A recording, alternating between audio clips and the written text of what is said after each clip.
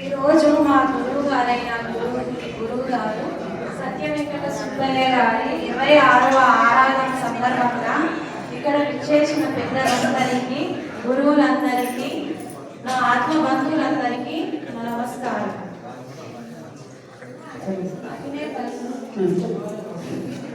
దయానిధి అఖిలేపల్లి వసంతాచార్య లీలావతి సమేత దయానిధి అఖిలేపల్లి వసంతాచార్య సద్గురు ప్రభు మహారాజ్కి జై. గురువు అంటే మనలో అజ్ఞానాన్ని తొలగించి, అజ్ఞానం అనే చీకటిని తొలగించి వెలుగు అనే దీపాన్ని చూపించేదే గురువు.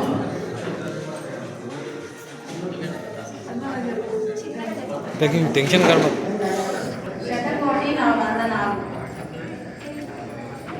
శస్త్రాణి నైనం దహతి పావక నచైనం వేదయంత్యాపో నశోషయతి మాతః నశోషయతి మాతః.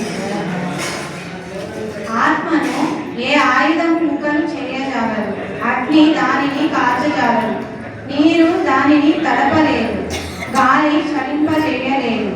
శరీరం నాశనం కాదు, దానికి అర్థం శరీరం నాశనం కాకపోవచ్చు, కానీ నాశనం కావచ్చు. మన శరీరం అనేది, మన దేహం అనేది నాశనం అవుతుంది, కానీ ఆత్మకు నాశనం అనేది లేదు. కాబట్టి భయం, బాధలు మన ఆత్మను ప్రభావితం చేయలేదు. మనం శరీరం మాత్రమే ఆత్మ అనే జ్ఞానం కలిగి ఉండి జీవితాన్ని ధైర్యంగా ఎదుర్కోవాలి.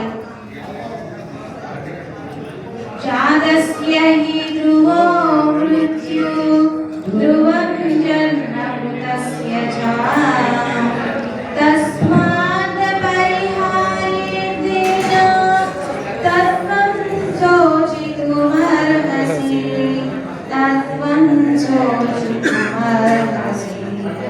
పుట్టిన వానికి మరణం ఖాయం, మరణించిన వానికి పునర్జన్మ కూడా ఖాయం. కాబట్టి తప్పించలేని ఈ సత్యం గురించి విచారించకూడదు. శ్రీకృష్ణుడు అర్జునుడితో ఇలా చెప్పాను, జీవితంలో మరణ సత్యాన్ని తెలియజేస్తుంది. మన జీవితం అనేది మరణ సత్యం గురించి తెలియజేస్తుంది. మనం ఎంత బాధపడ్డ మారని సత్యం ఇది. కాబట్టి అనవసరమైన శోకములు విడిచి ధైర్యంగా ముందుకు సాగాలి.